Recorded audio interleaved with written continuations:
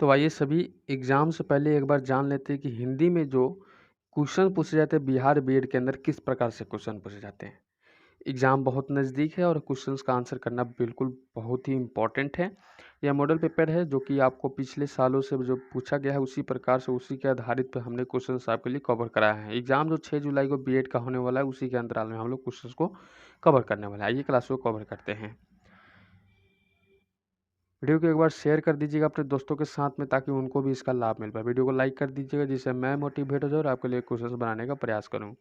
आइए मेरा पहला प्रश्न है आज का, सर्वनाम के भेदों की संख्या क्या है?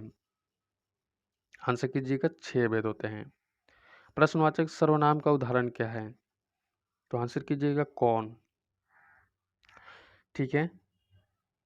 नेक्स्ट क्वेश्चन आपसे पूछा जा सकता है कि मैं किस प्रकार का सर्वनाम है? मैं यानी कि आपको जो अंडरलाइन किया गया है ये मैं किस प्रकार का सर्वनाम है, तो आपको बताना है कि आपका आंसर क्या हो जाएगा, पुरुषवाचक। ठीक है। कमेंट सेक्शन में आंसर करने का प्रयास कीजिएगा। कोई किस प्रकार के सर्वनाम का उदाहरण है? ध्यान रखिए, कोई अभी हम लोगों ने पढ़ा मैं, अभी हम लोग पढ़ रहे हैं कोई। तो आपको हर एक तरह से क्वेश्चंस को रूबरू कराने का मैं प्रयास करूंगा। बी नंबर ऑप्शन टॉपिक सही हो जाता है, अनिश्चयवाचक सर्वनाम सही हो जाते हैं। नेक्स्ट क्वेश्चन है कि मैं, अब यहाँ पे मैं हम लोग पढ़े कौन आ रहा है, इस वाक्य में कौन कौन सा सर्वनाम है? यानी कि ये जो टॉपिक है कौन कौन आ रहा है, आने में तो कौन का जो ऑप्शन होता है ये कौन से सर्वनाम के अंदर आते हैं? तो आप कहिएगा अनिश्चयवाचक। कौन आ रहा है ये तो किसी को पता नहीं है इसलिए अनिश्चयवाचक लगेगा। नेक्स्ट टॉपिक है कि वह अच्छा है, इस वाक्य में वह कौन सा सर्वनाम है? ये टॉपिक जानने के वह कौन सा सर्वनाम है? आपको एक निश्चयवाचक, वह आ रहा है वो अच्छा है, यानी कि हम डायरेक्टली इसी के बारे में बता रहे हैं कि वो अच्छा है। ठीक है। नेक्स्ट क्वेश्चन आप सभी को बोर्ड पे लग चुका है कि आप आजकल कहाँ हैं, इस वाक्य में आप कौन सा सर्वनाम है? तो भाई मेरे सोना मेरे आंसर कीजिएगा पुरुषवाचक। ये सारे एग्जाम के लिए काफ़ी महत्वपूर्ण है। हमने सारे क्वेश्चंस इंपॉर्टेंट लेकर बनाने का प्रयास किया है। निम्नलिखित में से कौन सा अनिश्चयवाचक सर्वनाम नहीं है? तो अनिश्चयवाचक सर्वनाम कौन सा नहीं है? तो जो वह जो वह जो वह। मेरे साथ बोलते चलिएगा, मेरे साथ करते चलिएगा, इसी वीडियो में सारे क्वेश्चन याद हो जाएंगे। दोबारा कोई भी आपको क्लास करने की नौबत नहीं आने वाली है। उसने यह काम स्वयं किया, वाक्य में स्वयं किस प्रकार का सर्वनाम है?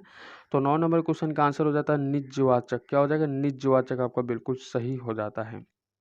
आइए अगले टॉपिक को ध्यान रखते हैं कि जो सो किस प्रकार के सर्वनाम है। जो सो किस प्रकार का सर्वनाम है, तो 10 नंबर क्वेश्चन का आंसर क्या हो जाता है? आंसर कीजिएगा संबंधवाचक। क्या हो जाएगा? संबंधवाचक। ये किसको करता है? संबंध को जोड़ता है। पिछला वीडियो देख लीजिएगा तो ये सारी चीज़ आपको समझ में आ जाएगी क्योंकि इससे रिलेटेड था पिछला वीडियो। तुम्हारा किस सर्वनाम का उदाहरण है? तुम्हारा किस सर्वनाम का उदाहरण? तो 11 नंबर क्वेश्चन का आंसर क्या हो जाता है? पुरुषवाचक। क्या हो जाता है? पुरुषवाचक आपका सही हो जाते हैं। मैंने अगला क्वेश्चन किया कि मुझे पुरुषवाचक सर्वनाम के किस रूप का शब्द है? ध्यान रखिए, मुझे पुरुषवाचक सर्वनाम के किस रूप का शब्द है? तो 12 नंबर क्वेश्चन का आंसर क्या हो जाएगा? उत्तम पुरुष। क्या हो जाएगा? उत्तम पुरुष आपका सही हो जाते हैं। अगला टॉपिक आपके बोर्ड पर लग चुका है कि यह कौन सा सर्वनाम है? यह कौन सा सर्वनाम है? तो आपको बता दूं कि यह निश्चयवाचक सर्वनाम है। यह यानी कि डायरेक्टली मैं एक को टारगेट कर रहा हूँ इसलिए निश्चयवाचक है। नेक्स्ट प्रश्न आपसे पूछेगा कि विशेषण किस शब्द से विशेषता बताते हैं? विशेषण किस शब्द की विशेषता बताते हैं? तो 14 नंबर क्वेश्चन का आंसर कीजिएगा संज्ञा तथा सर्वनाम। क्या हो जाता है? संज्ञा तथा सर्वनाम।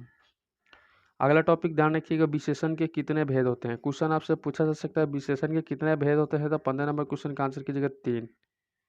ठीक है। अगले टॉपिक आपको एक बार फिर से ध्यान रखना है कि निम्नलिखित में कौन गुणवाचक विशेषण नहीं है? यानी कि इन सारे ऑप्शन को पढ़ने के बाद में आपको आंसर करना है। गुणवाचक कहेगा तो आपको पढ़ते के याद रखना है। नेक्स्ट याद रखना है, एक बार फिर से क्वेश्चन आपसे पूछा जा सकता है कि निम्नलिखित में कौन संख्यावाचक विशेषण का भेद नहीं है? संख्यावाचक की बात की जा रही है तो आपका आंसर याद रखना है कि निजवाचक। निजवाचक याद रखिएगा। आइए अगले टॉपिक की ओर चलते हैं। अगला क्वेश्चन है कि निम्नलिखित में कौन गुणवाचक विशेषण नहीं है? कौन सा नहीं है? गुणवाचक विशेषण नहीं है तो 18 नंबर क्वेश्चन का अधिक आपका सही हो जाता है। नेक्स्ट क्वेश्चन आपसे पूछा जा सकता है कुछ बहुत किस प्रकार का विशेषण है? कुछ बहुत किस प्रकार का विशेषण है? तो आपको याद रखना है अनिश्चयवाचक। क्या हो जाता है? अनिश्चयवाचक, यानी कि हमको निश्चित है ही नहीं कि किस प्रकार का विशेषण है। अगला टॉपिक है कि सर्वनामिक विशेषण किसे कहते हैं? सर्वनामिक विशेषण किसे कहते हैं? 20 नंबर क्वेश्चन का जो शब्द संज्ञा के पहले आते हैं उसे सर्वनामिक विशेषण कहते हैं। तो ये सारे जितने भी हम लोगों ने 20 क्वेश्चंस करा, सारे इंपॉर्टेंट क्वेश्चन है आपके एग्जाम प्रीव्यू से। एक बार देख कर जाइएगा, एग्जाम में आपको काफ़ी हेल्प मिलेगा। वीडियो को लाइक कर दीजिएगा, अपने दोस्तों से शेयर कर दीजिए। मिलते हैं नेक्स्ट वीडियो में, तब तक गुड बाय सब लोग। जय हिंद सभी साथियों को।